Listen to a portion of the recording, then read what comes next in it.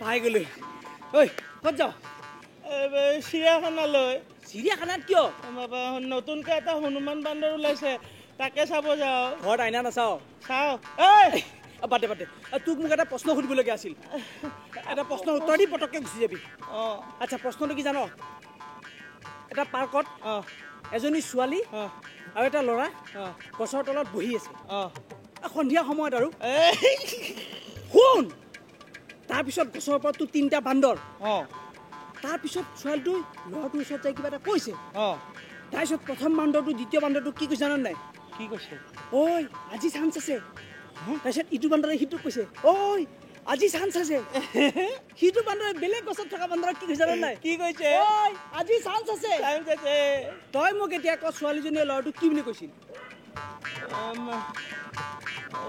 চিন্তা কৰ কি বুলি কৈছিল নাজান শুন ছোৱালীটো ল'ৰাটোক কি কৈছিল জান নাই কি যাৰ কাৰণে বান্দৰকেইটা যে কৈছিল চান্স আছে কি কৈছিল জান কি হেৰা তোমাৰ লগত বিয়া হোৱাতকৈ কোনোবা এটা বান্দৰৰ লগত বিয়া হোৱাই ভাল আছিল